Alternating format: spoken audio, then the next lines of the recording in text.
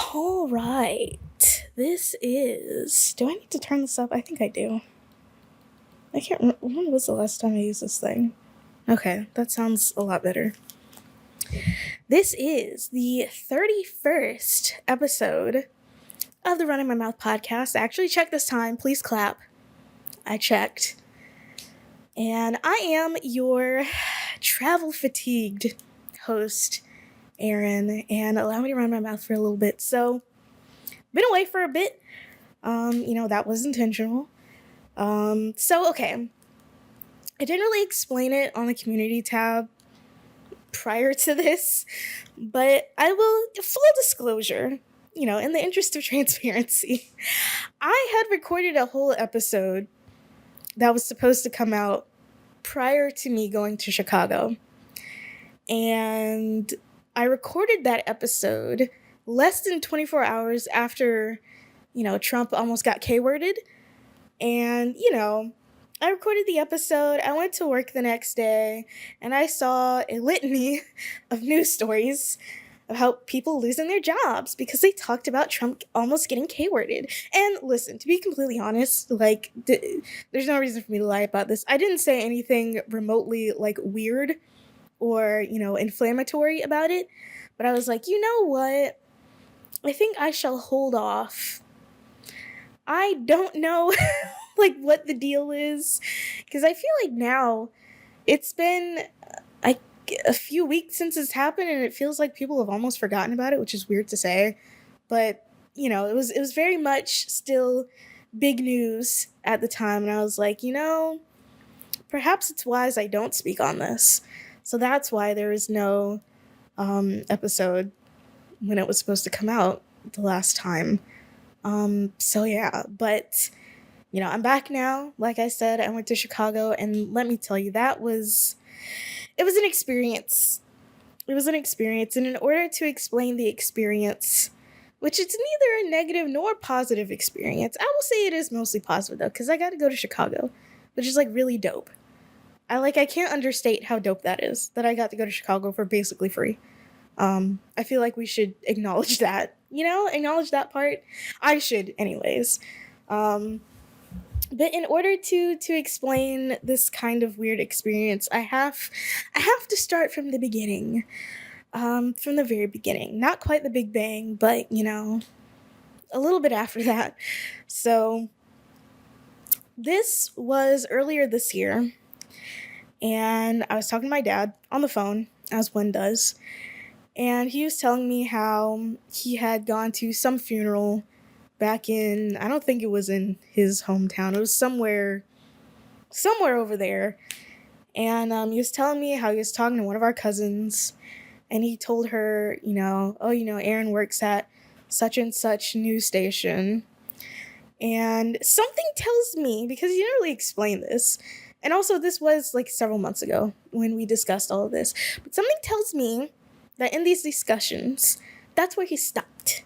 He probably didn't explain what it was that I did at my news station, which I should point out is not, it is news related, obviously, but not in the news department. I'm not a journalist. I'm not a reporter. I'm not an MMJ. I'm not an anchor. I'm not on anybody's television. I don't write stories. I'm not out here in the streets talking to folks. That's not what I do.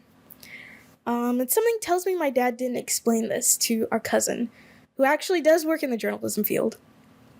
And also something I should point out is that my dad used to be a journalist. He is a journalist no longer. He works in, I guess it would be considered public relations related-ish, which something that I've come to realize is that there is kind of a clear, journalism to PR pipeline that people take, because PR does probably pay a bit more, being honest. Knowing what, the reporters and stuff and producers at my job get paid, which is not a lot, I could see why people would make that switch. But anyways, my dad used to be a journalist. He went to journalism school. He actually tried to get me to go to journalism school, but at the time I was convinced. And also I should point out, when he tried to convince me to do all this, I was 16? So, not smart. to say the least. No life experience, to say the least. And I was convinced, like, all journalism these days is like yellow journalism. No one is like, it's all dishonest. And, I wasn't quite, like fake news, but, I was very against the idea of becoming a journalist. I still am sort of against the idea of becoming a journalist. I suppose you could say what I'm doing now with Jackson Underground might fall under journalism, but I truly don't see it that way. Mainly because I know that most journalists at the places that they work, be it, news, television news stations or newspapers, they have very little control over what it is they actually report. I mean, I see it every day at my job. So, like, if I wanted to be a journalist, I probably would be independent, which would mean I'd make no money, basically. And at this juncture in my life, I really need stability. So that's not the cards for me. But that was kind of a tangent.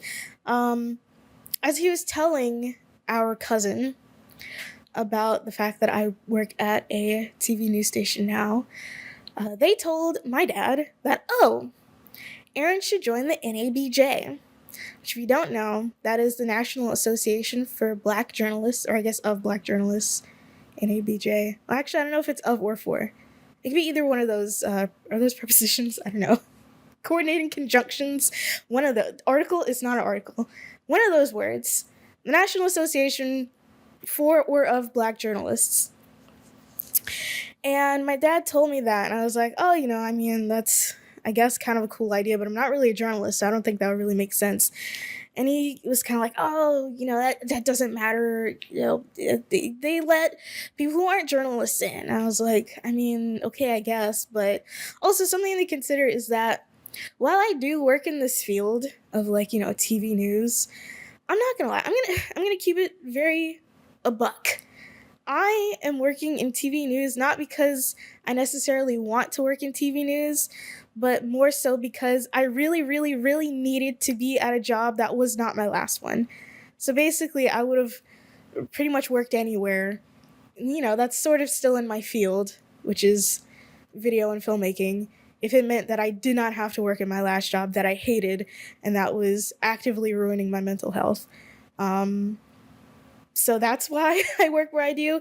It's not that I dislike it. I don't dislike it. I actually like it a lot. But this was not the goal, per se. I went to film school. I didn't go to journalism school. Try as my dad might have wanted me to go to one. So I want to do things more in that realm. And I am sort of kind of doing things in that realm now, which is good. But, all that to say is that I won't say that my heart isn't in it because, my heart is in what I do because, I'm just the kind of person where anything that I do, even if I don't necessarily like doing it, I'm still going to try to be good at it. It's just that kind of conditioning that I have. And there was another point that I wanted to make, but I totally forgot it. But anyways, he was like, you should join the NABJ. And I was like, whatever. And then I saw the entrance fee, and I was like, that's kind of expensive. And I actually put off actually becoming a part of the organization for a long time, because, it does cost a lot. I think it's something like, okay. To become part of, an organization like that, there is going to be a money commitment. Even, the organization that I actually want to be part of, which is the Writers Guild of America, I believe, aside from, the writing credits that are required, you have to pay something like $2,000. Those are your, entrance fees or your dues or something like that, which that is kind of a steep price, but not all working screenwriters or even, making big movie writer money. But I feel like if you want to be part of something like that, then you're gonna make it work. You're gonna find the $2,000 somewhere, and that's probably what I'm gonna end up doing when I do eventually have my membership to the WGA. And I'm saying when and not if, because it's going to happen. Anyways, aside from that, he was telling me about the yearly convention that the NABJ has. And I went on their website and I saw that the previous one for last year, 2023, was in Birmingham. I was like, oh, that would have been so easy for me to go to because, living in Mississippi, I'm not that far from Birmingham. Even if I went, back home to Alabama, I'm closer. But I saw that, they're going to have, they have their yearly conference, and this year's conference was going to be in Chicago. I was like, I still wasn't hot on the idea of actually joining because, again, let me reiterate, I'm not a journalist. I never was one. I don't have any intentions of becoming one. And I sort of don't even have interest in becoming one, to be completely honest. The thing that I wanted to say is that my dad wanted me to be a journalist so bad that he wanted me to go to the school that he went to. So he ended up going. This is when I was in high school again, probably my junior or senior year of high school, in the process of like looking at applying for colleges. And I had a list of colleges that I wanted to apply for that I ended up applying for. And the school that my dad went to was Florida A&M University, or FAMU.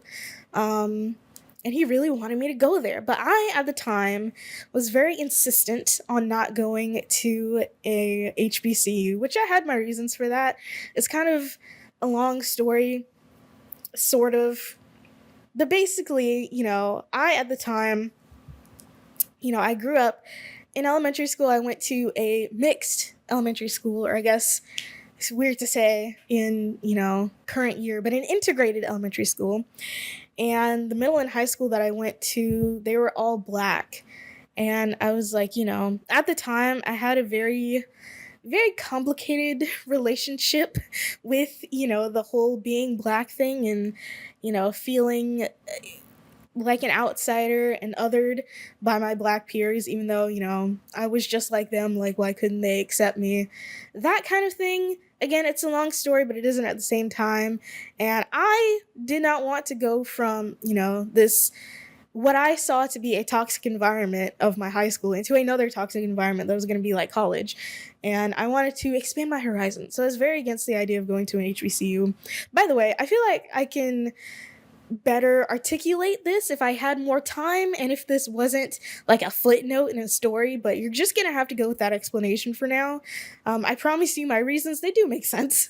But I remember it was so weird because, out of all of the college applications that I did, for whatever reason, FAMU was the only one that required an essay. And I was like, I'm not writing an essay for the school that I don't even want to go to. So I didn't finish my application. And eventually I get a letter in the mail saying that I was rejected from the school because of my GPA, which is really funny because I had, like a 3.2 GPA, which is, I feel like would have been good enough to get into FAMU. And I didn't even finish my application, so I don't even know why I would have got rejected anyways. That's, again, a really weird side story that I decided to go on for whatever reason. But all that to say, um, there's kind of a pattern here if you're kind of catching on to what's going on. But my dad was very insistent on me going to this dang convention, and was like, you know what? If you're gonna pay for it, whatever, I'll go.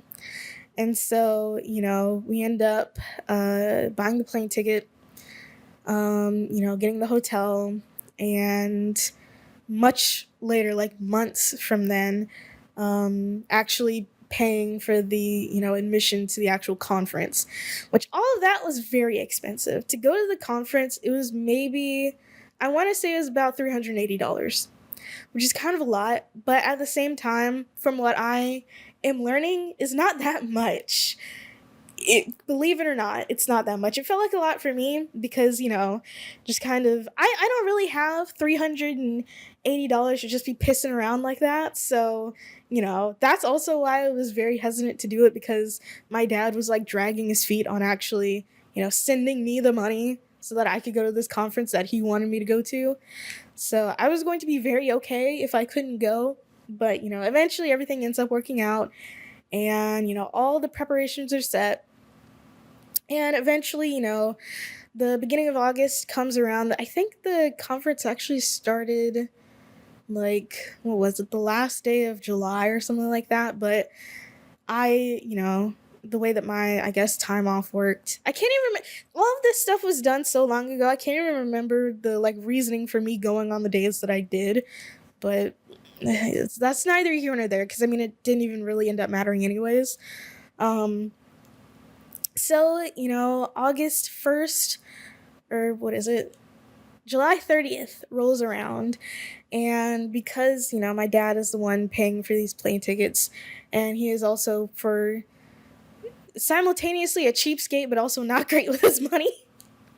He's like, okay, I live in Jackson. There is an airport here. It's not a great airport. I'm sure most people will attest to the fact that it's not a great airport, but it's an airport. And, after a long time of this not happening, Southwest does finally fly out of here. And that's the only airline that I've like ever flown. Well, that's not true. The first time that I flew on an airplane, it was Delta, but I was also going out of the country.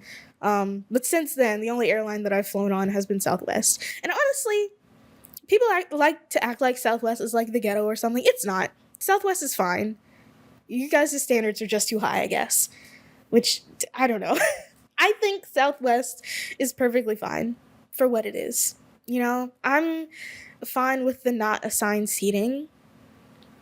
I've been on a school bus before. You figure it out. I guess people just don't want to figure it out. I don't know. I don't know what people's beef with Southwest is, but I'll tell you what. During that CrowdStrike incident, they were the only airline that was up and running because they were still on Windows 3.1. So, who's the real goofy person now? Anyways, I feel like I'm making up a person in my head to get mad at. I feel like people don't dislike Southwest as much as I think they do. Anyways, that's neither here nor there. Basically, my dad was like, oh, it's cheaper to fly out of Birmingham, so I'm going to fly you out of Birmingham. And while that may have been true, what I ended up having to do, because my flight was at 5 in the morning, is that I had to drive from Jackson to Birmingham and stay overnight. And I paid for the hotel, which was like $98.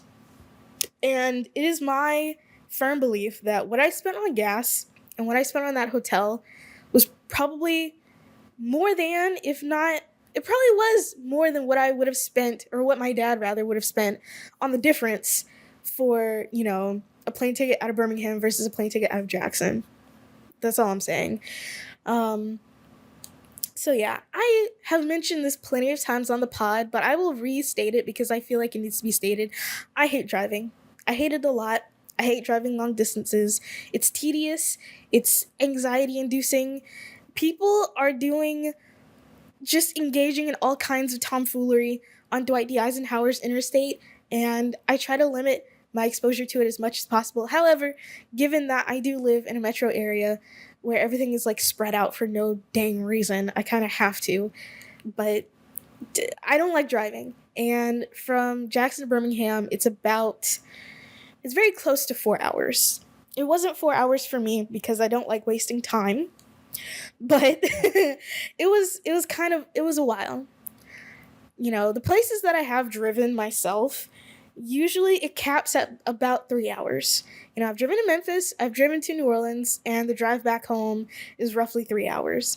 This adds like another hour onto that, roughly. So I had to drive all the way to Birmingham. And, once you see the title of this podcast, it really is a comedy of errors, because I'm going to tell a story, which I've already been telling a story, but this is a story inside of a story. And what I'm about to tell you is going to be incredibly embarrassing, not just for me. It's embarrassing both on mine and my dad's parts, okay? But I'm going to tell it anyways because, it is an integral part of the story. So, my flight and my hotel was booked back in March. I want to just put a pin in that. The flight and the hotel was booked back in March. Just put a pin in that, if you will. Please and thanks. So, the first rolls around. I wake up at 3 o'clock in the morning.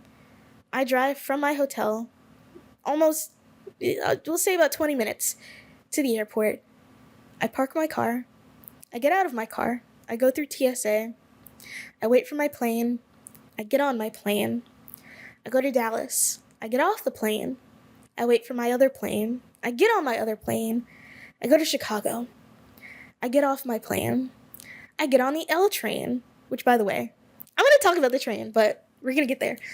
I get on the L train because, again, I'm determined to not drive. And also, because the way this works is stupid, I'm still not old enough to rent a car. I will be in a couple months, though. Still not old enough to rent a car, but there's also no way that I don't even like driving in unfamiliar places around here. There's no way I'm going to be driving in an unfamiliar place like Chicago. There's no way.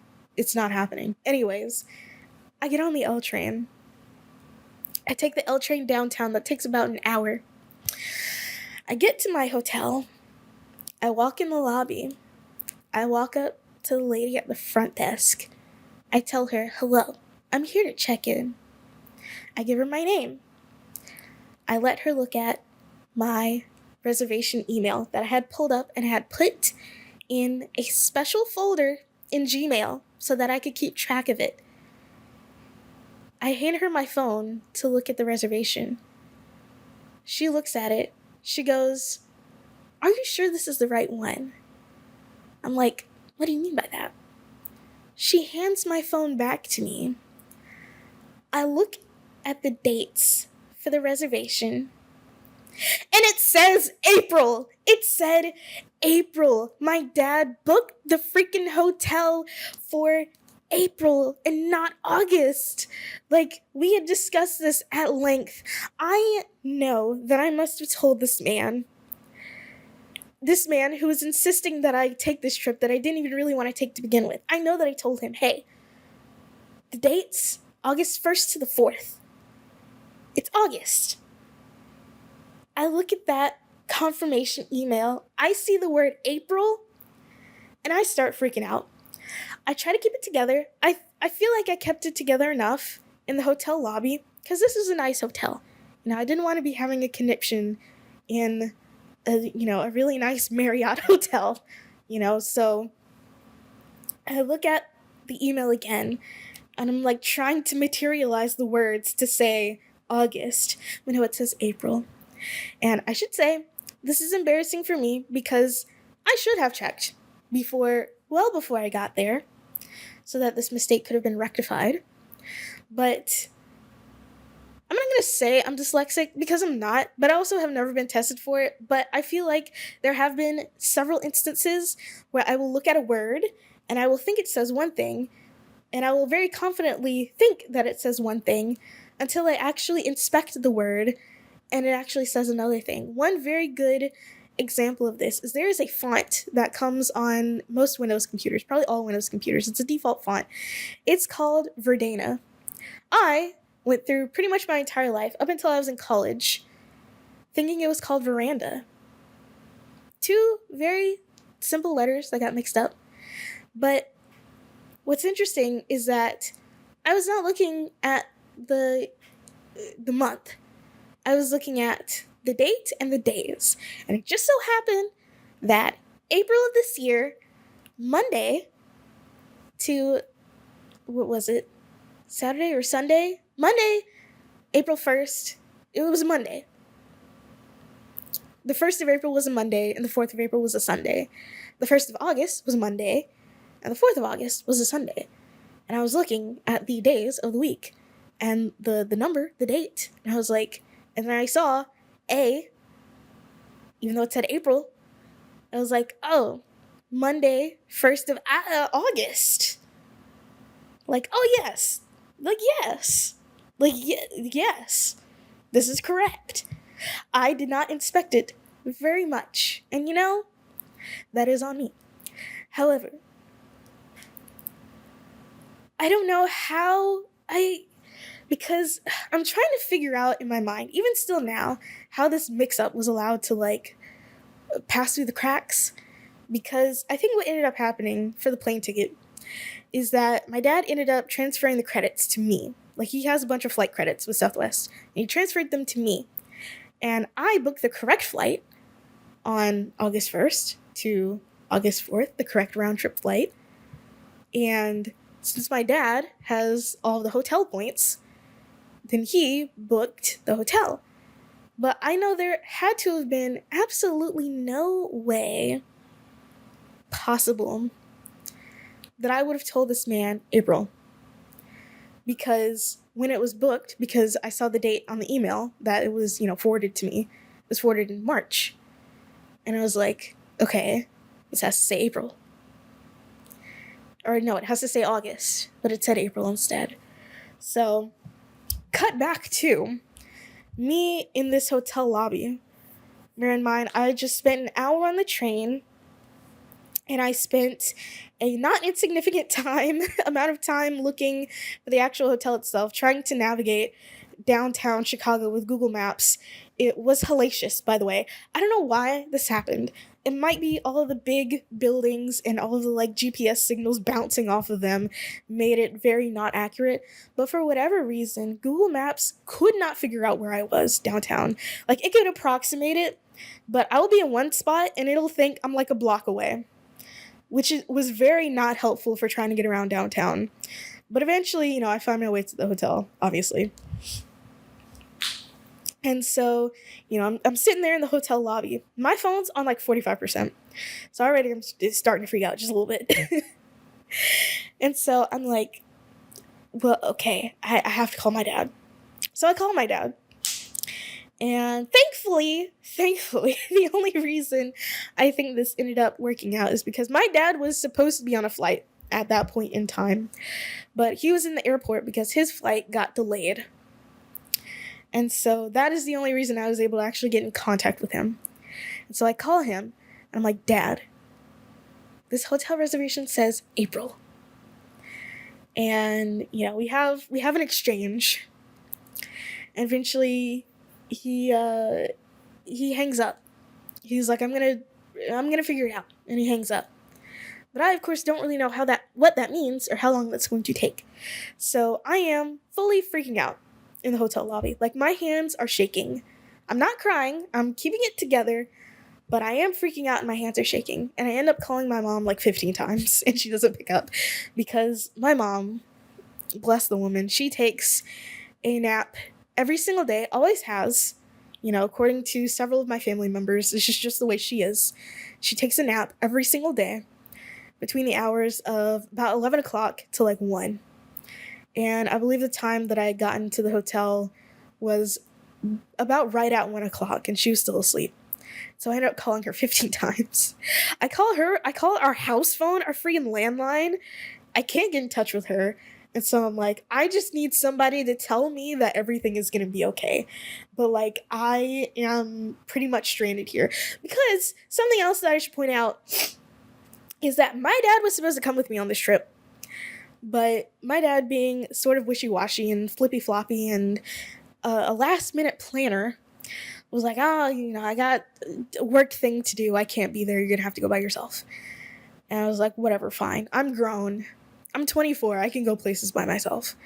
But, being by yourself in a city you've never been out before and you've just been told that your hotel reservation is for several months previous and you have no idea what's going to happen next, it's certainly a unique experience. I wouldn't recommend it, but it was certainly different. It was different, and it was new. It was something I've never experienced before, and it's something I never hope to experience again. So, yeah, that was that. But my story's not over. My dad ends up calling me back.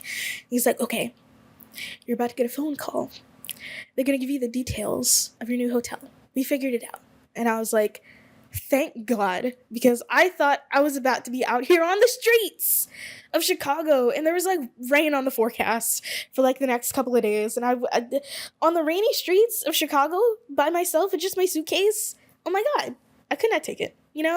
I was gonna get whisked away in a white van if that was gonna happen. I was like, yeah, but eventually, I end up getting a phone call from some customer service person somewhere elsewhere, and they tell me the details of my new hotel, which just so happens, I don't know how this worked out exactly, but, so the way that, large buildings work is that, I feel like people who live in bigger cities don't really need to be told this, but I'm a small town gal, and obviously it makes sense, once I was actually there.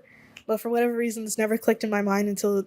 Anyways, the way that big buildings work is that even if you have like a hotel, there's probably going to be multiple hotels in the same building. And that ended up being the case here. So the hotel that I was supposed to stay at, which I will say the name of it because I'm not there anymore, is the JW Marriott downtown. It's a pretty nice hotel. The hotel that they put me in was the LaSalle, Chicago, which is, again, pretty nice hotel. And they're literally in the same building. Like, all I had to do was, like, exit the JW Marriott, turn a corner, and go back in the building and, like, go up to, the 21st floor? And I was at my new hotel. So, thankfully, all of my travel plans, to get to places, that wasn't too disrupted because I was still, within the same city block. And yeah, I end up going to, around the corner to my hotel, and I go up to the 21st floor and I check in, and they're rattling off all these details, and all I can think about is, man, that could have gone so bad. It could have gone really bad. And eventually I get to my hotel room, which is, again, really nice. I was going to make a YouTube short on it, but I don't know if you can tell, but Chicago gave me the ick. I've been sick for, the last few days. So I don't know if I would have been able to do a good enough voiceover with a stopped up nose and, a scratchy throat. But, yeah, I do still plan on making it because, again, it was a really nice hotel. It was a 4-star hotel. And I hope I don't sound like I'm bragging, because I'm not really. Because, it's not like I paid for it. Well, that's not true. I did actually have to pay for it because of the way that it worked out. My dad was able to cover it with some of his points, but not all of it with his points, so I ended up having to pay $160, which honestly, I wasn't too happy about, but also at the same time, it was keeping me off the street, so I was like, you know what? I don't care what it costs, just let me have somewhere to lay my head, please. So, did I say it was a 4-star hotel? It's a 4-star hotel. And to me personally, I think this was the nicest hotel I've ever stayed at. The person who was checking me in, they were telling me all my details, and they're like, actually, also, as part of your reservation, you have a driver that will take you anywhere within a 2-mile radius, and the driver's hours are from, I can't remember the hours, but are from, I don't know, we'll say 9 in the morning to 11 o'clock at night. And I was like, I get a driver? What? This hotel will give me a driver? For free? It was free, too. Well, technically not free, included with my reservation. But I was like, what? I've never stayed anywhere where I've been offered a driver. I never got to use the driver, by the way, because I was going to be making use of Chicago's robust train system. And I sure did, which I will get into it. Which, there's not a lot to get into, but I'll still get into it. And so, to my surprise, to me, it is the nicest hotel that I've stayed at, but I have stayed at a 5-star hotel before without really realizing it. So my first time going to New Orleans, which it was when I was in college, I think it was 2018, something like that.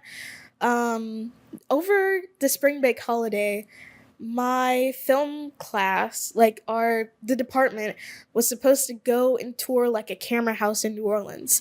And I was really excited because in college, you don't really get to go on that many field trips. And field trips are the best part of being in school, K-12, college, etc.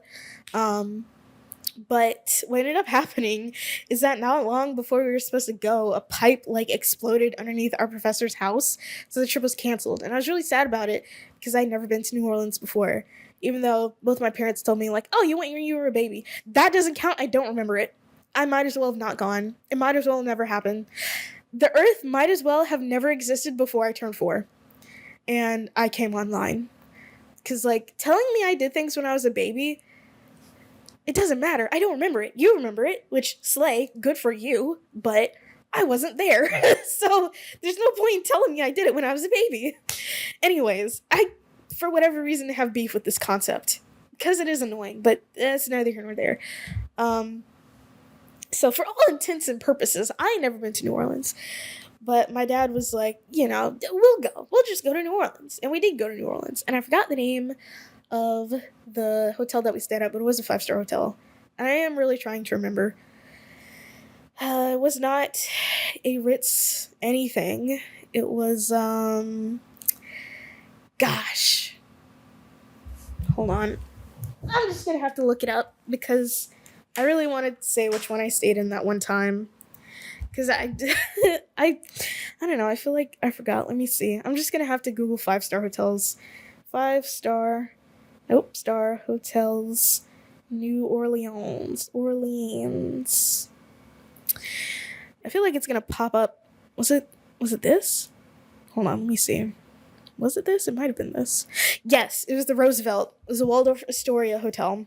And like the Roosevelt, I mean the room that we stayed in, like it was fine, but I feel like I've stayed in Marriott's that were like just as nice. I mean, the lobby is really nice and they had like not hotels. I mean, duh, it was a hotel. They had restaurants on the bottom floor, but I judged the niceness of a hotel based on the actual rooms itself. The reason that you're going to the hotel is just to stay in a room. And I think the LaSalle in Chicago is definitely nicer than the Roosevelt in New Orleans. Because, I mean, I don't know, it was just fine to me, in my honest opinion. I don't know if it was fully stocked per se, but it had a liquor bar. It was like, I guess it's technically a mini bar, but there were several liquor bottles in that room. I was like, oh, this is interesting. I've never really stayed in a hotel where that was the case. I will say most of the people that I saw like in the lobbies and like in the hallways and stuff as I was at that hotel were like business people. So I think that's kind of the clientele, the businessmen, I should say. There's a difference. So that's the target audience. I don't know. But yeah, that's where I ended up staying. But that definitely I'm not gonna lie, that did put a damper on like the entire trip. Cause like there was a schedule of events for like the whole conference. And they had, they had a whole little app where you go in, you can pick out each of the sessions that you wanted to go to and each of the events that you wanted to go to. You can add them to your calendar. And I had, I think I had like 4 on my calendar for that day. But by the time I got into my hotel, which was maybe probably around, it was probably right at 2:00. First of all, as soon as I stepped through the doors, I ended up breaking down because I was like, this is too much. This is officially too much. Like, this is a lot, and it ended up being fine. But, I was still sort of kind of going through it, shall we say. And so first of all, I was so tired from traveling. I'd been up since 3:00 in the morning. And I mean, Chicago's in the same time zone, so, there's no time difference or anything like that. And I was like, God, I am exhausted. I got maybe 4 hours of sleep, and I'd been traveling all day. And then there was all that just happened, and I was like, I have to regroup. I need to like reset.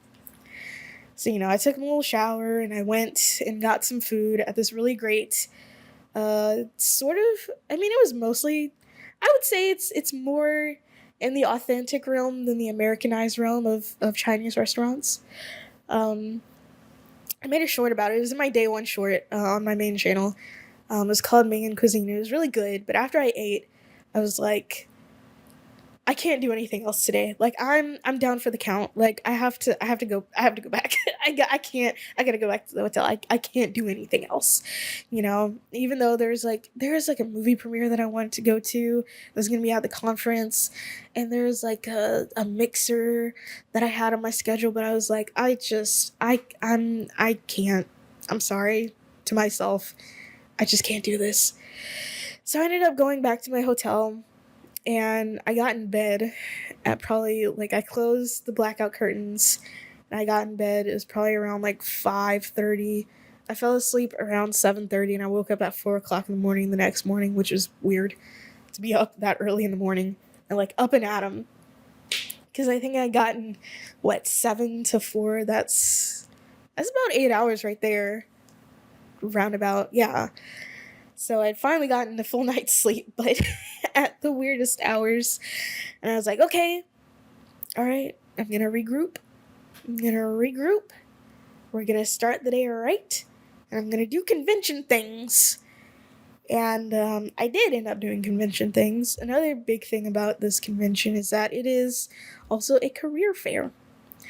So I had an interview with my television station's parent company. So, and I had quite a while before that would happen. So I wanted to, walk around the career fair, see what the exhibits were. And I had seen on the list of exhibitors on the NABJ website that there would be some sort of entertainment related exhibitors. Like, for instance, there's NBC Universal, there was, I believe, Paramount, which owns CBS, by the way, which that's like, a whole network of television news stations. And I saw some other ones that were on there, but I can't even really remember what they were. But as I would find out, was that the Paramount exhibit and the NBC Universal exhibit was, could you believe it, focused on their news holdings. Like, duh. This is a journalism convention. Duh. So okay, I should mention that before I even gone to the convention, I already knew, like, okay, I'm not gonna really be able to get anything out of like the journalism stuff because I am not a journalist and I have no desire to become one. And even though I do work in a news station, I work in marketing, and pretty much all of these sessions were geared towards, a journalist. What else can I say? You know, they had a bunch of sessions about, being a better MMJ, being a better story writer, about pitching stories, stuff like that. And it's like, I don't know. I'm not trying to make like a department shift at all. So I don't know what I could really get out of this. There were some that I was interested in that was more kind of general, but still at the same time, I mean, it's literally in the name. It's a journalism convention. I don't know what I expected, but I had gone in thinking, okay, there are going to be some more entertainment type things there. I guess I'm going to focus on my entertainment stuff. And I had done a lot in the lead up to this convention. I had a whole checklist. Like, I bought all these new outfits, which, I mean, it wasn't that many. It was probably like 3 new outfits that I bought. And it didn't really cost me all that much money either. So that there's really nothing lost there. I had gotten business cards made. And you want to know something?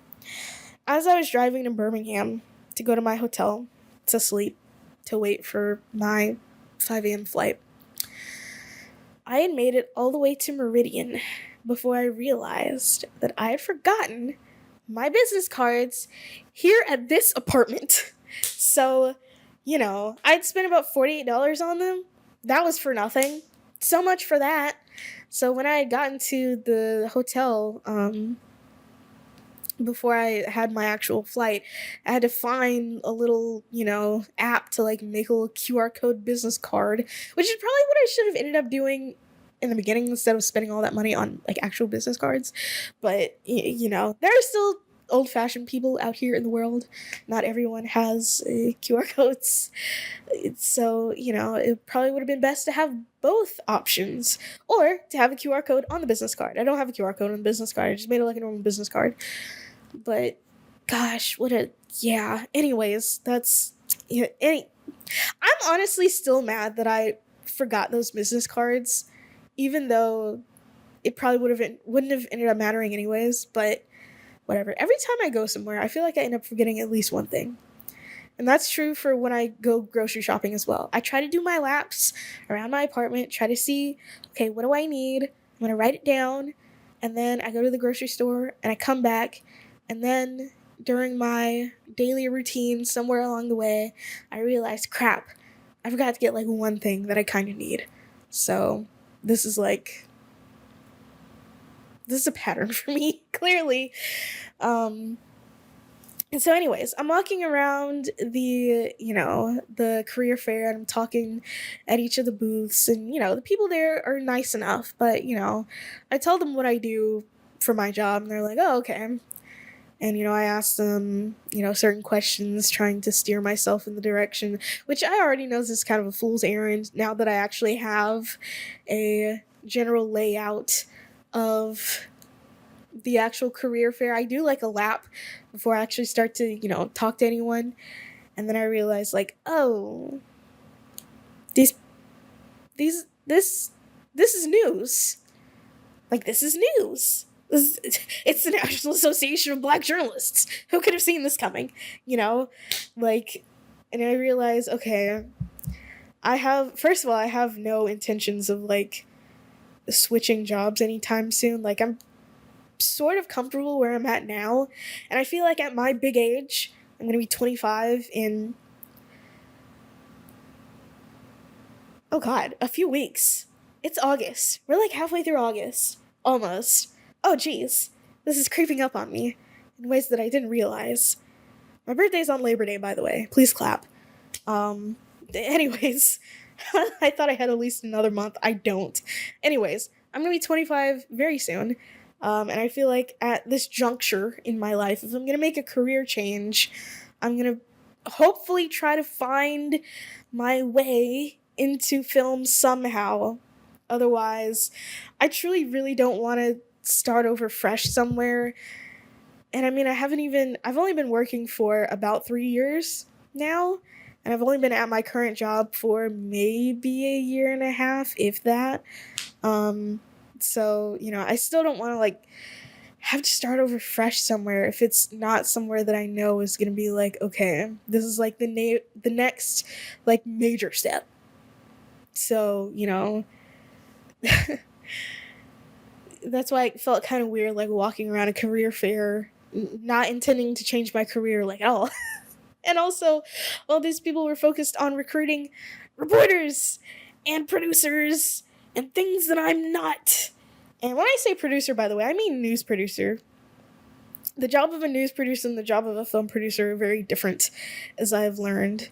And I have done producer things before, and I'm going to tell you right now, I don't like it. I don't like it. I don't want to do it. Like, as a job, like it's not giving. It's not giving what I want it to give. I don't want it to give anything, but what it is giving is not what I want still. And now, oh God, I'm not even going to get into it. That's a whole other tangent that's probably not even really suited for the pod anyways, because it is sort of personal. But anyways, um God, I hadn't even, okay, we can't dwell on that for too long. But these people, they're recruiting, you know, journalists. And I'm not a journalist. Not only am I not a journalist, I don't want to change jobs anytime soon. I like where I work. I like what I do where I work.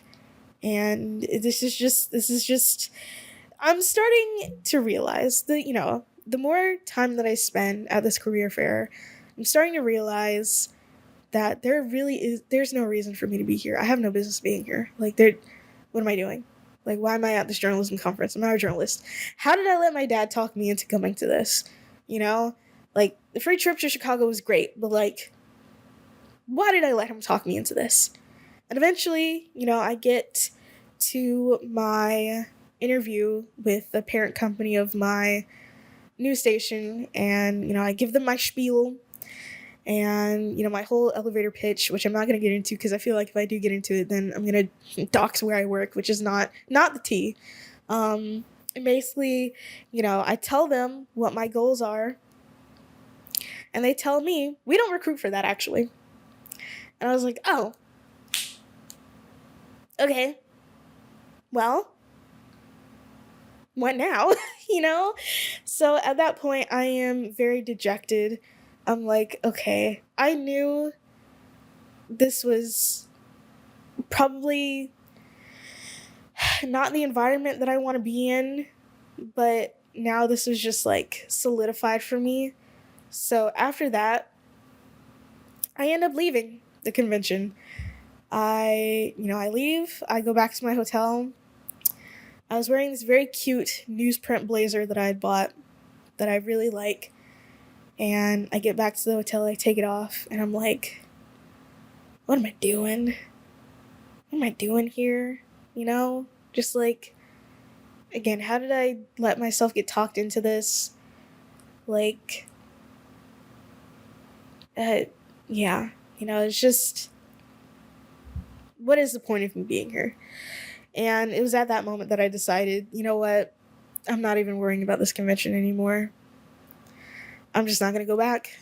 And I'm there by myself. It's not like anybody's going to know, you know?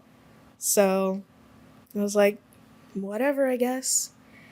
And so after that, I take the train to Chinatown and I get myself some conveyor belt sushi, and it was great. It was dope. I didn't really end up eating that much, but it was nice.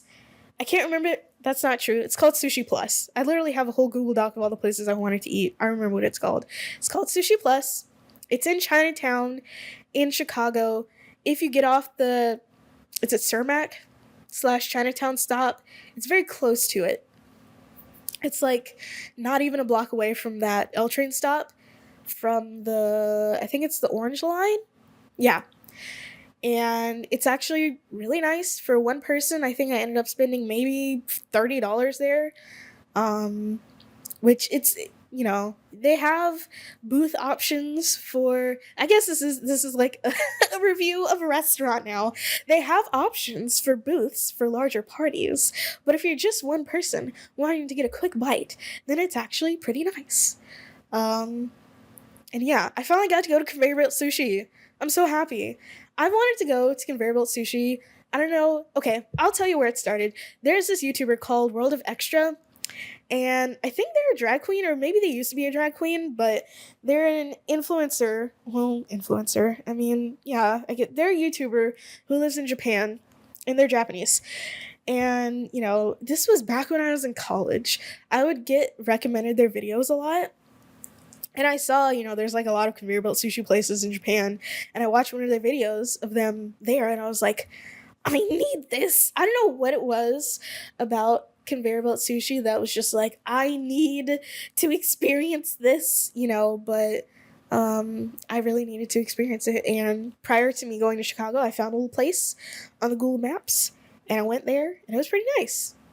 It was actually pretty nice. I didn't end up spending that much. And being that it is sushi and you're eating a lot of rice, I got full pretty quickly. I think I ate maybe 3 plates of like actual sushi and one like plate that had like a mochi ball on it, and I only ate half of it. So yeah, and when I say plate, I think it's like 4 pieces of sushi that come on the plate, I think. And the plates were like color coded for the price, so that you wouldn't accidentally grab something that cost like $10. There were no plates that were $10. I think the cheapest plate was maybe like $2, and the most expensive was maybe 7 or 8, or maybe 9 or something like that. But it's pretty nice. That's what I did with the rest of my day after actually attending the convention, and that was yeah. And so it's the day after that I was like, okay, well, I've got another full day left. So, I gotta figure out what the heck else I'm actually gonna do here, because all of my plans just went poof. I was gonna spend most of the day at the convention, and now it's like, I have no business being here. I gotta figure something else out. So, I ended up going up across the Chicago River to the Magnificent Mile, I think that's what that area was called, to the Museum of Contemporary Art. And I saw, which again, there's a short about this on my main channel, but I saw their exhibit, What Happened, with, or by, rather, Nicole Eisman. I think that's the name. And yeah, it was pretty cool. It was really weird though, because I didn't bring a purse on this trip. I had a backpack, which, by the way, I was given that backpack by my dad. What was it? I can't remember if it was for my birthday or like Christmas, maybe a year or 2 years ago, and I never used it, and I was like, oh, I guess now is the time to use it. And I'm not gonna lie, the bag that I had was not optimal, because it was a leather bag, which was nice, but it was like a drawstring backpack. It wasn't like a drawstring backpack, but the backpack had a drawstring closure as well as a flap that had a magnetic closure. And for me personally, for my bags, I prefer a zipper. I'm just putting that out there. I do prefer a zipper. It feels more secure. Like, if ever I were to find my bag upside down, all of its contents would not spill out onto the ground, that kind of thing. And so, it was fine, but the straps were really thin, and it was like hurting my armpits for some reason. It was weird. It's a fine bag, but also none of my clothes had pockets. Like, all the outfits that I bought for this trip, none of the pants had pockets. That really I got mad. It was maddening because I had to carry my phone around in my hand pretty much the entire time, and that's so annoying. I can't tell you how annoying it is to have to carry your phone around and you're walking around places. Like, I did not bring a single pair of jeans, so I couldn't even put it in a front pocket, let alone a back pocket. Just any pocket. I usually, out when I'm out in the world, I have a crossbody bag. I have a North Face crossbody bag, which means it's not the cutest bag, but it is very utilitarian. It has a zipper. It has, a decent amount of storage. I could actually fit my tablet in there, and I usually carry that around with me. But sometimes when you're walking around a lot, you don't want to have a crossbody bag on because then it's just slapping against your leg, and then the strap is like cutting into your neck. And I was like, I didn't want to deal with that. I should have dealt with it. I should have dealt with it. But I could fit a lot of stuff in that backpack, so I was like, whatever, I'll take it. Anyways, all that to say is that at the Museum of Contemporary Art in Chicago, um, if you don't want to check your bag, which I didn't want to do, you have to wear it on your front, which I thought was kind of funny. I mean, it was fine, but I felt like I saw a couple of other people there with bags that were not on their fronts. And I mean, it's not like I was wearing a full size school backpack.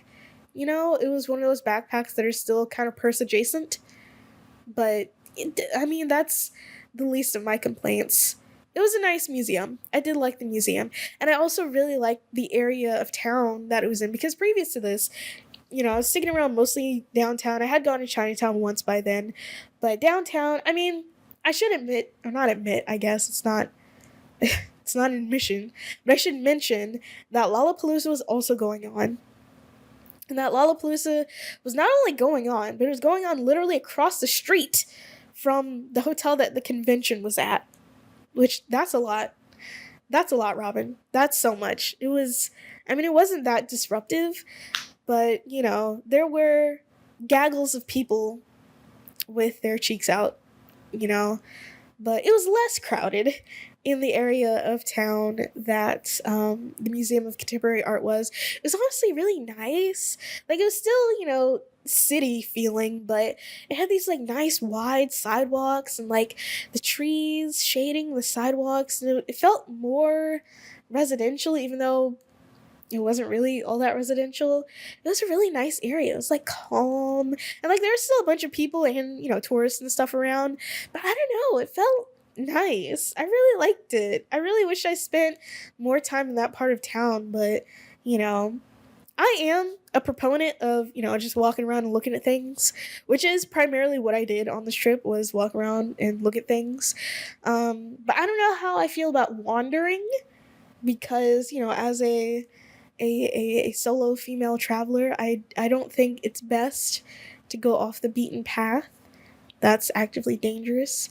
And considering I can't take my mace onto airplanes and therefore can't take it with me to new places, I think I shall refrain from doing that. I will say this, which is really interesting. I don't know if I would consider myself a fearful person.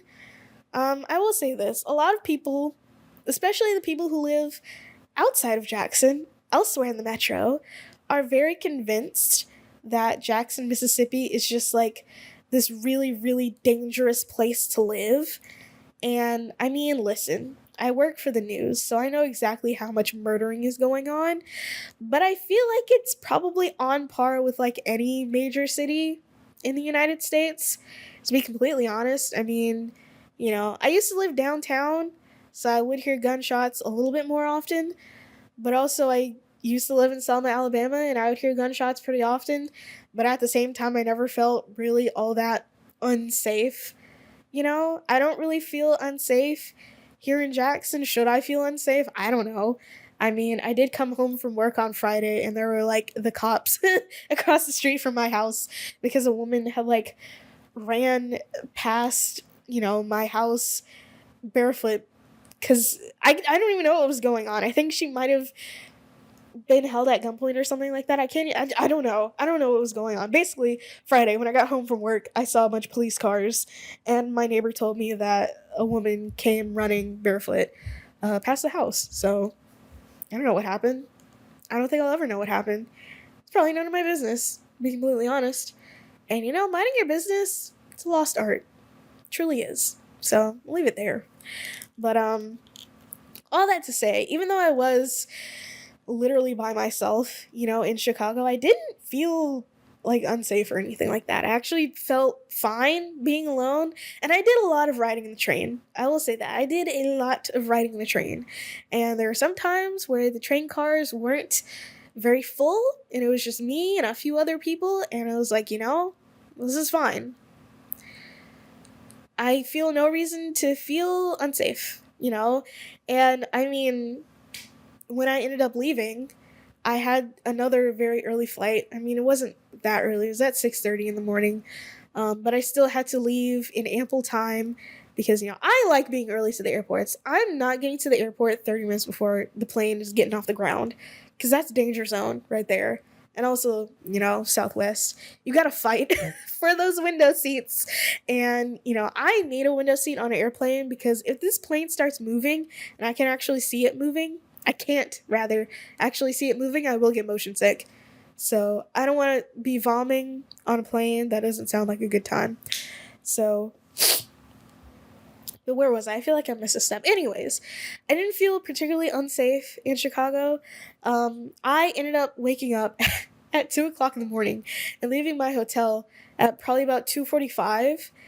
And I'm not gonna lie, there's always been a sort of allure for me for just being outside at night, not like in the woods, but like in the city.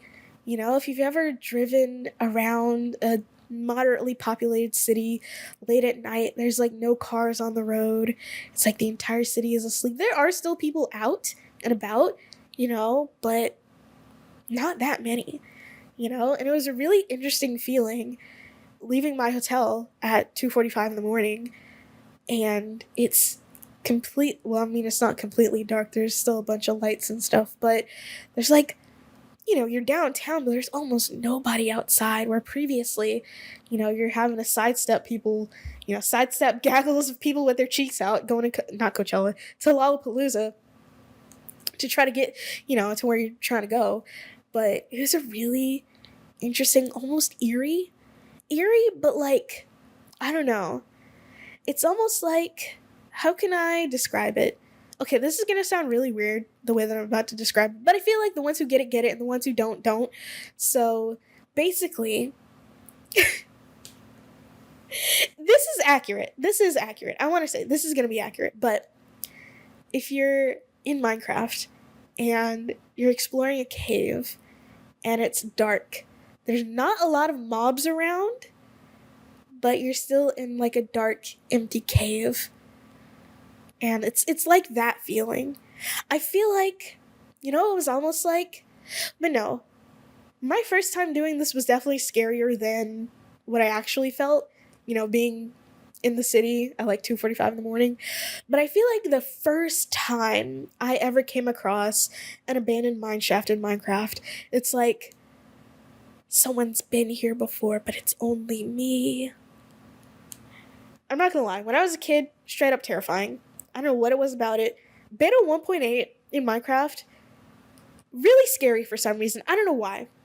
It just was. I don't know if it was me being a child. It was probably that. But, it was kind of that aura, It's like sort of empty. Because I did still see people like out and about on the streets, but not that many, Which I thought that was interesting.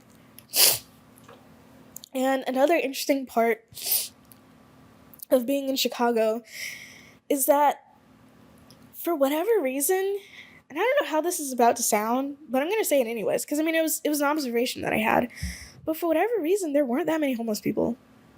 Like, I saw a few, but I feel like I see more homeless people going to work every day than I did in Chicago, which is weird, right? Because there's definitely unhoused people in Chicago, but they're like not on the sidewalks, Like, where are they? They weren't in the subways either. Like, where? And I mean, it is entirely possible that the city of Chicago could have criminalized being homeless to the point where, they were forced into hiding. that's a possibility, especially, now that the Supreme Court made that possible. But it's really interesting. I saw really almost none. It's really weird. And I will say, of the big cities that I've been to, it didn't really smell that bad. Actually, the only time I noticed like an actual noticeable pee smell was when I went down into the subways. But even then, it was really only on the steps. I feel like the worst smelling place that I've been to has been San Francisco. It reeks, smells so much of pee. However, New Orleans, I will say before I went there, before, no, the first time that I went there, I feel like it smelled mainly like, I mean, it was a little bit of pee, but it wasn't that bad. It wasn't as bad as San Francisco when I went. But now, the most recent time that I've been to New Orleans, for whatever reason, it just smells like pee and weed. Those are the most overpowering smells in New Orleans, pee and weed, and then sometimes horse poop when you walk past the, like, horse carriage tour people. So, but anyways, my travels wrapped up on Sunday. I had my flight back. This time my layover was in Baltimore. Ended up getting delayed by maybe 20 minutes. It wasn't really that much. And then I ended up landing back in Birmingham, and much to my dismay, I still had another 3 hours and 45 minutes to drive. And let me tell you, I woke up at 2 o'clock in the morning last Sunday, and I had not completed my travels until 6:30 in the afternoon. It was the worst. The absolute worst. Awful, awful, awful. But the good thing that I did, because I thought I would be staying, I thought I'd be going to my hometown and then going up to Birmingham, which I realized that was probably not going to be a good idea. That would probably extend my travel time by like a lot. So I was like, I'm just going to have to go straight from here to Birmingham. And it did suck. But thankfully, I had Monday off. And I spent Monday just struggling to recuperate. And then Tuesday, I finally went back to work. And Tuesday afternoon, I started feeling the ick coming on. That feeling that you have when you feel like you're getting sick. And then, yeah, I got a cold. I got a freaking cold from being in Chicago. And yeah, I was doing a lot of touching of surfaces of, the little poles and the little strap thingies in the subways and the handrails on escalators. But I thought, I have a robust immune system. I can handle this. Apparently not. Apparently not. Chicago gave me the ick. And I am only just now starting to get over it. And honestly, my sleep schedule was already kind of thrown out of whack from all the traveling that I did. But it was made even worse because, gosh, I don't know. I don't get sick very often. I've gotten sick this is my second time this year. And previous to that, the last time I got sick was literally in 2019. I'm not joking. I never had COVID. Well, who knows if I gotten the antibodies or whatever. I haven't had an antibody test or anything like that. I've never gotten sick from COVID. Literally, previous to maybe a couple months ago, the only time that I've been sick was literally 2019. But my wellness streak has been ended, apparently, which is deeply unpleasant. I don't know what it is. It might have been the medicine that I was taking. I mean, I was just taking over-the-counter cold medicine, but for whatever reason, I just could not. Well, okay, it's not for whatever reason. I know why I couldn't sleep. I don't know what the name of it is. The flap in the back of your neck. Not the back of your neck. It's the back of your neck. Between your nose and your throat. Basically, that was so inflamed that I was I legitimately couldn't breathe. So I couldn't sleep. And, I got the breathing strips. I mean, those are only really for your nose, and they did help. But again, they're only for your nose and not for the flap in the back of your neck.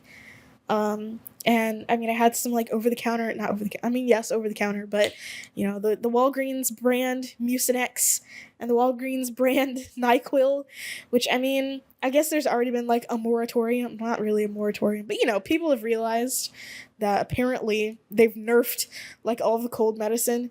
So it's probably doing less than nothing. But yeah, I couldn't sleep for like 2 nights. In fact, the only time that I've actually been able to sleep like a normal person was maybe, if not last night, maybe Friday night. It's Sunday as I'm recording this. So I was pretty much out of it all last week. So yeah, today finally starting to feel normal after 2 whole weeks of abnormality. Yeah, this is where we're at. This is where we're at, and an hour is where we're at. So that was my time in Chicago. I will say, to wrap all this up, to put a nice, pretty little bow on this, um, as I was regrouping mentally, my last full day in Chicago, I did realize, again, at this big age, at my big age, at this juncture in my life, I'm like, okay, I need to be focusing on my goals. I went to film school. I want to be a filmmaker. And for someone who is allegedly a filmmaker, I'm doing a startlingly little amount of actual filmmaking. And it's like, why? I even, that night, I was looking through my projects from college because I still have a lot of them saved on my Google Drive account. And I saw this one short film that I had worked on when I was in school that was so funny. Like, it brought back a lot of really nice memories. And I was like, this is what I gotta be doing. Like, I have to be doing this. And realistically, there's no reason that I can't, actually. There's no reason that I can't do this. Like, I know people, and I know people who know people, which, I mean, that sounds a certain way, but, I know people in this realm. Like, there's no reason why I can't. Like, I have the connections. I probably had them before, but now I have them, and now I feel like I have, I mean, maybe not necessarily the free time, and certainly not the money, but, I have a film that I know for sure can be made very cheaply and in like one shooting day, like a half a shooting day. And it's my senior film that I never got to make when I was in college because of COVID. COVID is ruining everything. COVID has ruined everything. Yeah, we're going to leave it at that. COVID's ruined a lot. COVID truly ruined a lot. And one of the things that it ruined was my senior film that I was supposed to make in college. And it is a story that I've told on my main channel many moons ago. I'm not going to rehash the details. And I'm not even necessarily still mad about it because, again, this happened, what, nearly 5 years ago? Well, no. 4 years ago. This is not 5 years ago. This is 4 years ago. Goodness. 4 years ago. I graduated college 4 years ago, guys. I'm not going to think about that for too long. But, this is something that happened 4 years ago. And it's like, okay, I'd always had a plan to actually make it because it's like, okay, I went through all this trouble, right? We did so much pre-production work. Like, I have an entire, like, animatic for it, which, if you don't know, I mean, I think this is more of an animating term, but basically it's where you go through and basically shoot the entire film, not with your actors, but to get, camera movements and lighting and shots and stuff together for what you want your actual film to look like. So basically, I have what is essentially a prototype version of my film. I know essentially what I want it to look like, and I have a lot of the pre-production work that's already done. So it's like, well, shoot, why can't I just do it? I mean, there's no time like the present. And I worked with someone who, I mean, I asked him, he hasn't shot a film before, but he does a lot of camera work, in our department. And I would say he was probably the one who's more, he has a lot of his own equipment, and he's more closely aligned with like filmmaking stuff. And, a couple days after I got back, I approached him and I was like, hey, have you ever made a film before? Have you ever shot a film before? And he was like, no. And I was like, do you want to? And he's like, yes. And I was like, say less. And I sent him my script because I actually, 2 years ago, I went through and rewrote my screenplay that I had from college for the short film because I didn't really like the direction that it had taken after, I got through the series of rewrites when I was in college, because I felt like the direction that my film professor was wanting me to take it wasn't the one where I thought it should go. And I thought it just kind of lost the entire, like, sort of thesis statement that I started with. And so I rewrote it, and I actually reread it while I was in Chicago, and I was like, to see if I needed to, like, continue to rewrite it.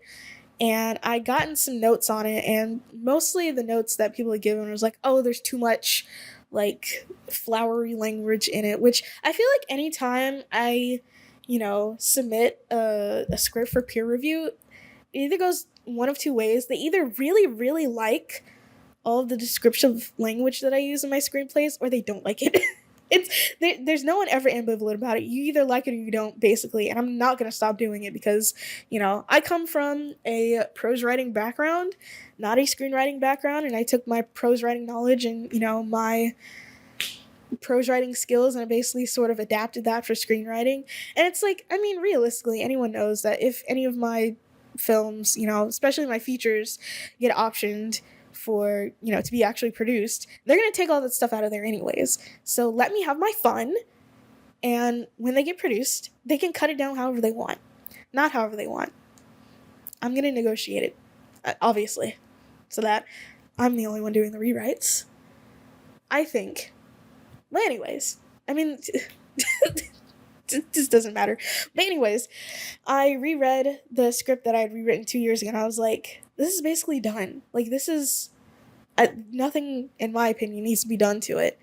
And so, basically for now, I'm looking to shoot it sometime in December. Because, I was going through my, schedule, and I was like, I feel like December is probably the only time that I'm going to have, like, actual time to be able to do this. Because keep in mind, I mean, I'm working, right? But I'm also, like, booking shows now, which, that's a lot. My first show is coming up. It'll be the day after this podcast episode comes out. And I am really excited for it, but I'm also really, really nervous. I don't know why. It'll be fine. I know it'll be fine. I know it'll be a fun show, but this is gonna be the first show that I've ever booked. Like, this is a lot.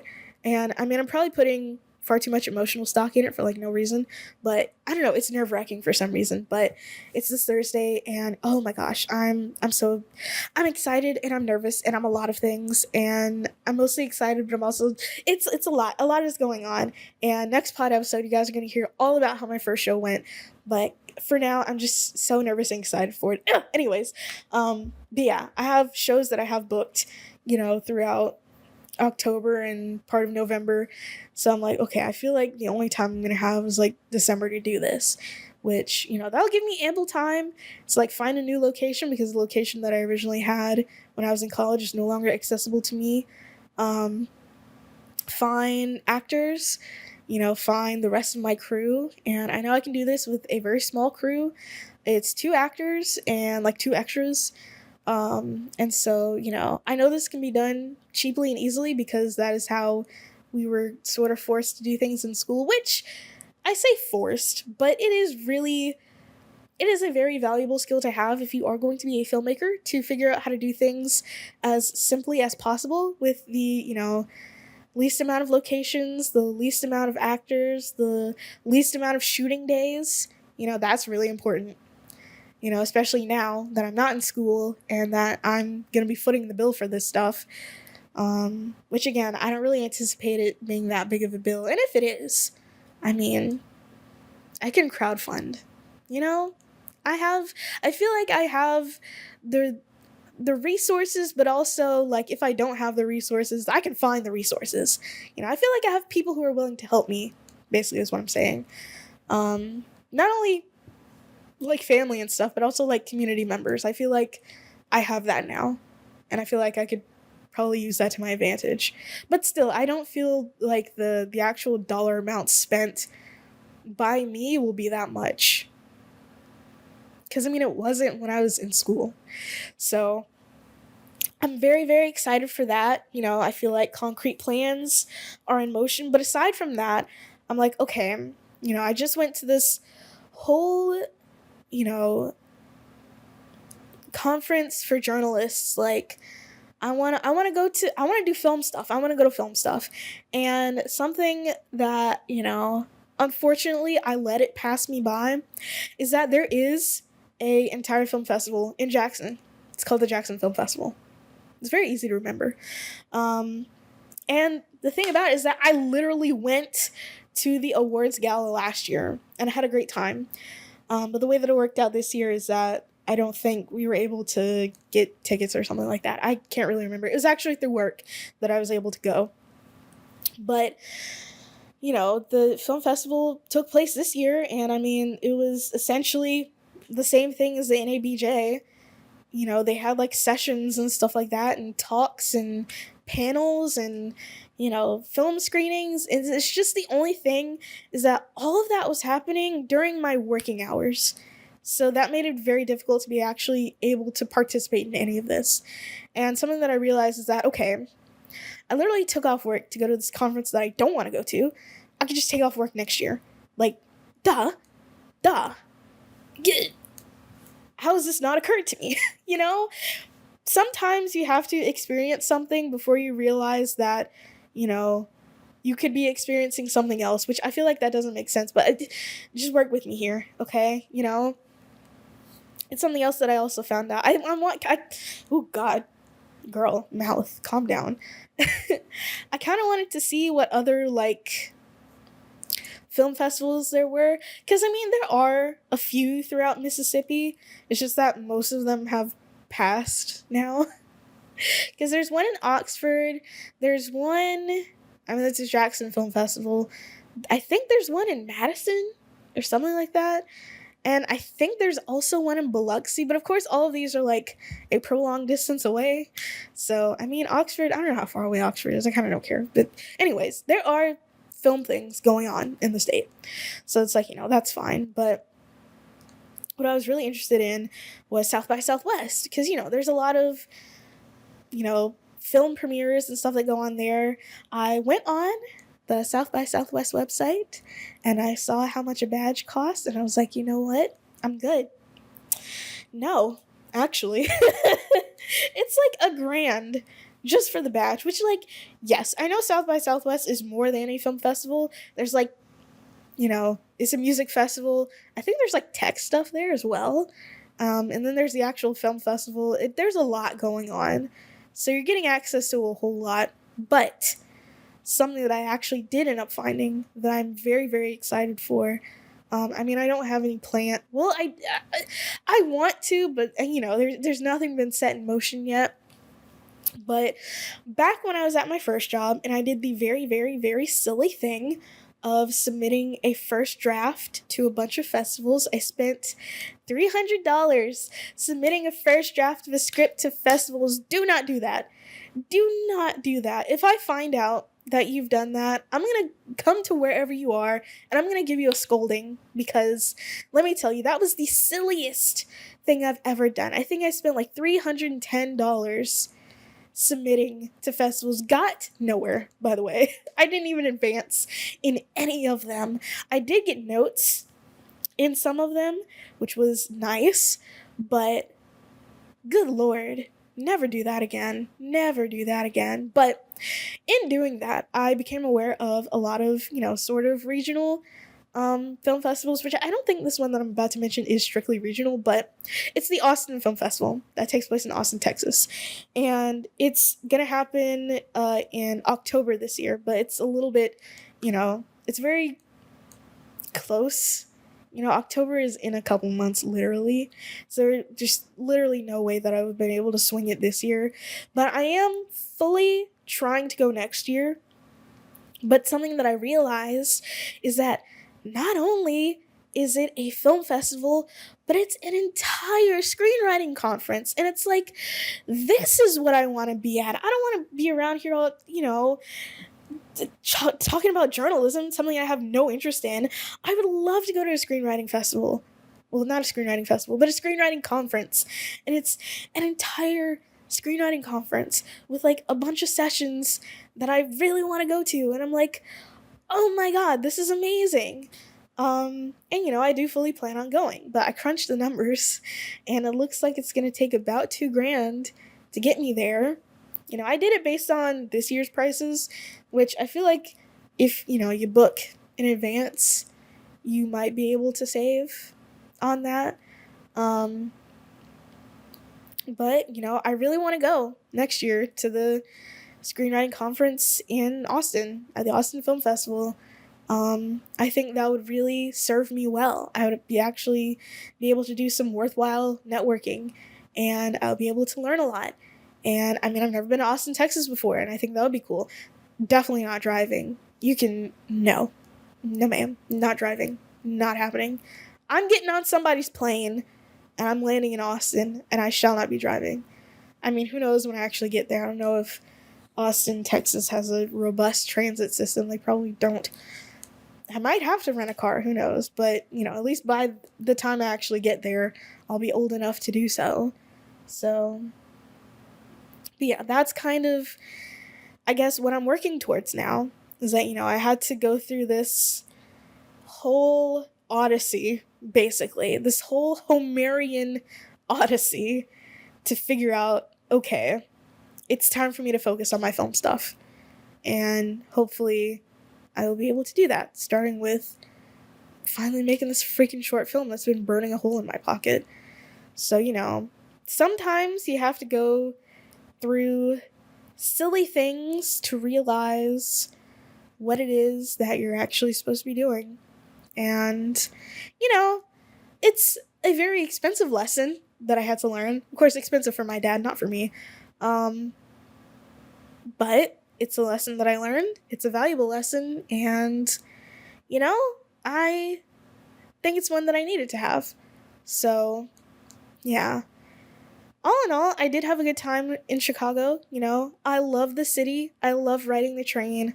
I just love the train. Guys, I can't tell you how much I love just, the clickety clackiness, the sort of ricketiness, when it goes really fast and it starts screeching like, ugh. I love every aspect of it. And I really wish we had something like that here, but I don't think Jackson is big enough to have anything like that. And also, this country's just too car dependent. Like, I really hate driving. That's all I can say. But I really want to go back to Chicago at some point. Not for another journalism conference, that's for sure. And definitely probably not during Lollapalooza, probably during whatever the off season is, which I mean the off season for tourism in Chicago is probably like the dead of winter, but that's a little intense. Like not even ankle, knee deep snow in Chicago, especially in these climate change times. I think not. I think no.